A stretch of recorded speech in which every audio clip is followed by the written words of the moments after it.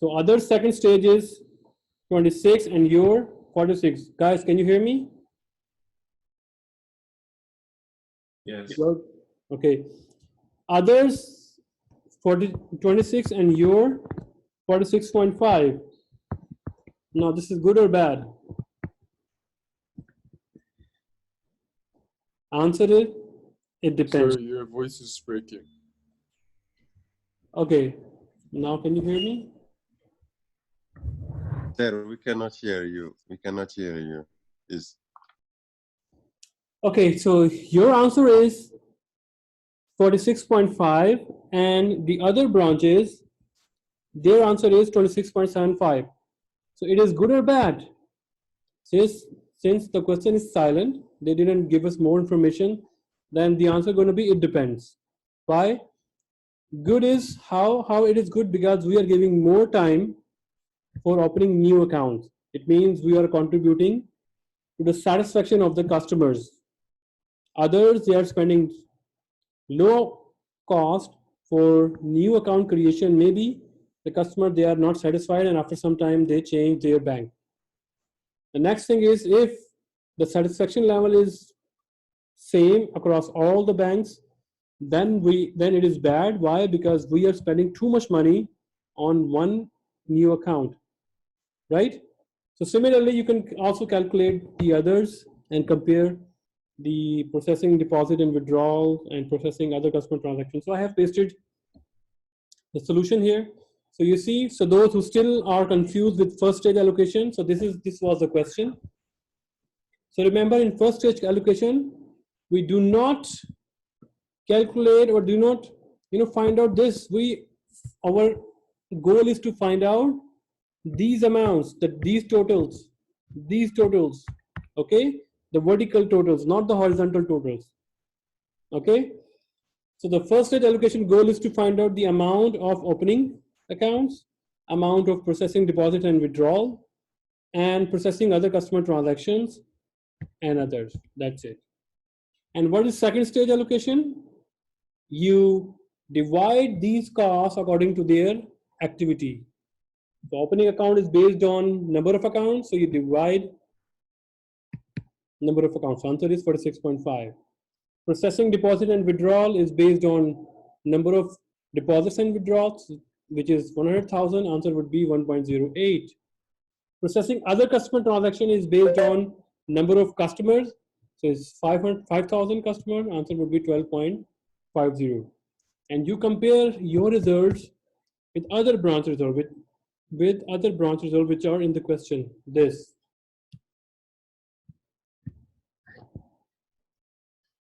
$46.5, 1.08, and 12 point something.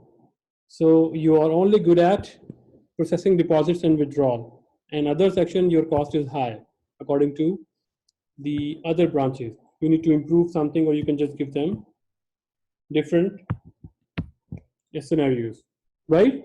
Or you can follow those scenarios, or you can say to the other branches, or you can say that, okay, because in our,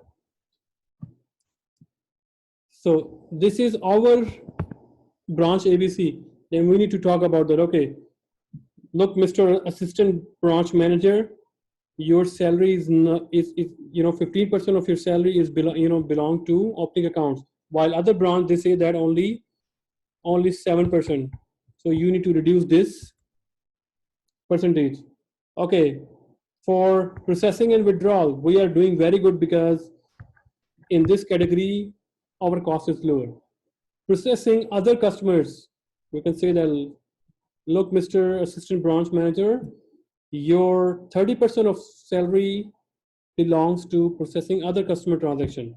So you need to reduce that, make it to 10%, because our cost of processing other customer per unit hour is also costly here as well, right? So you can just talk about with ABC team analysis, and you can do that, give them suggestions, right, guys? So this was the complete ABC analysis, activity-based costing analysis. Okay, so I have a very nice video. It's not more than 10 minutes. It shows you how the ABC is going to be implemented in real life. So please watch that.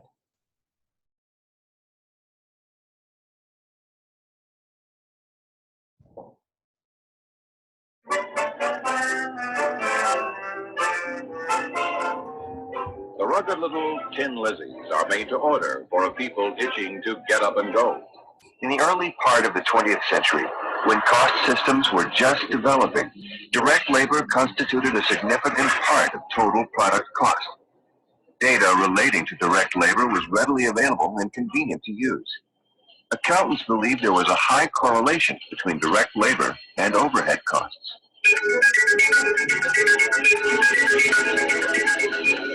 Today, direct labor remains a viable base for applying overhead costs in some companies. However, technological advances in the past 2 decades have made drastic changes in manufacturing.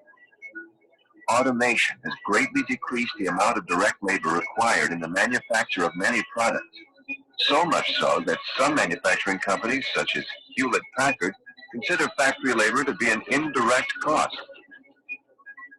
Companies are also manufacturing a wider range of products. Many organizations, manufacturing as well as service, can literally produce thousands of variations of products and offer their products worldwide to a myriad of different types of customers. And as a result, it's imperative for a company to better understand where am I making money and where am I not. Most significantly, total overhead costs have increased to the point in some companies that there's no longer a strong correlation between overhead and direct labor. Overhead cost is the fastest growing segment of cost. Yet many organizations are still using the same methods that were developed in the 1940s and 50s to allocate that overhead. Well, in the 1950s and 60s, when dividing overhead costs by direct labor, you would come up with an overhead rate of approximately 300% to 400%, meaning there's $4 of overhead cost for every dollar of labor. Well, when you have that ratio, that's not too out of the ordinary, and you can't be that far off when allocating overhead because it's only about a 3 to 4 to 1 ratio. Yet in the 1980s, for example, in the semiconductor industry, their overhead rate was 1,900%. My overhead rate, for example, at Motorola, making radios, was close to 1,500%, meaning my overhead cost was much higher, the numerator much higher than the denominator. And that's an example of a measure of how out of sync the cost allocation methods have gotten. To overcome cost distortions, managers have turned to other overhead assignment methods. Rather than use a plant-wide overhead rate, some companies use a conventional costing system that involves a 2-stage allocation process. In the first stage, overhead costs are assigned to cost pools, such as individual departments or operations. In the second stage, costs are applied from the cost pools to individual jobs. If you're looking at an allocation basis, one of the perhaps best analogies that I could give you would be our information services area. It's really 2-stage. One is going from IT to the other department that's incurring those services, be they fixed or variable. That is really combined with all the other elements of the accounting department, the payroll expense, the rent, all the different elements of cost that we incur, so then we allocate that to the store. So it's really kind of a 2-phase or 2-step allocation method. While a conventional 2-stage system works well when a company is handling or producing limited product lines, it's less effective when a company has a range of products that differ in volume, lot size, and complexity of production. And it's increasingly becoming important that you understand where the costs are in fact being consumed. All costs are not in fact consumed equally.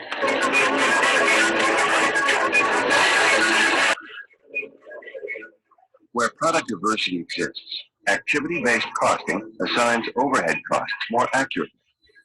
ABC uses many more cost pools than traditional approaches. Also, these cost pools may be defined differently. For example, rather than being defined as departments, the pools may represent activities, such as product design, materials purchasing, or factory maintenance. For example, a very common cost pool would be the procurement cost pool or the order fulfillment cost pool.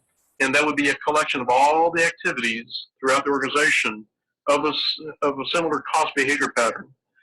Then you define a cost driver or an allocation method for that cost pool.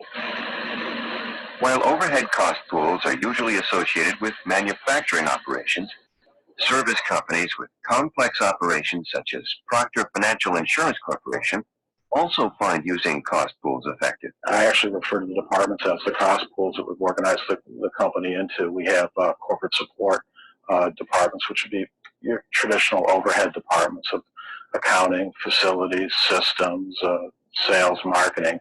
And we also have the product support departments, which are typical insurance company functions, claim processing, policy production, etc. Then we have some departments that are actual profit centers, which are product lines.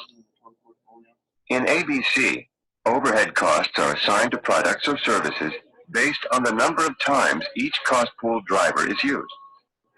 For example, the overhead costs of procuring material for a production run might be assigned based on the number of purchase orders used.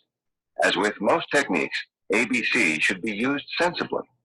Most best practice ABC cost systems today that I've seen and read about and actually worked with have anywhere from 10 to 15 maximum cost pools and cost drivers. Quite simply meaning that the more cost pools, the more allocation methods you have does not make your cost system better.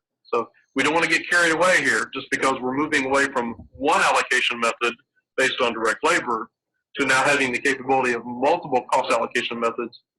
Let's take a closer look at how ABC and conventional costing systems differ in the way they allocate overhead. For instance, the indirect costs of engineering a custom designed product would not be part of the overhead allocated to a standard product. ABC allocates non-manufacturing as well as manufacturing costs. Conventional costing systems stick to manufacturing costs. Also, ABC may not allocate some manufacturing costs, such as plant rent, because there is no logical basis for doing so. Conventional costing systems allocate all manufacturing costs. With ABC, overhead rates may be based on the actual level of activity rather than on the budgeted level, resulting in idle capacity costs not being assigned. Conventional costing systems use the budgeted level, which allows for idle capacity.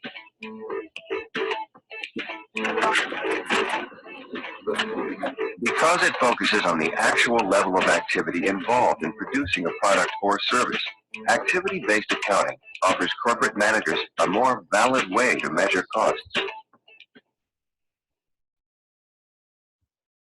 Okay, guys. So that's the end of our activity-based costing. So I will be uploading the assignment 6, and the deadline is going to be the next class, which is on 9th of June. Any question regarding our today's lecture? That's the end of our lecture 5. Okay, guys. Any question? No. Okay, so if you have any question, please do write us in our WeChat group as well. I would be happy to answer over there as well. Okay, guys. I'm going to be stopping the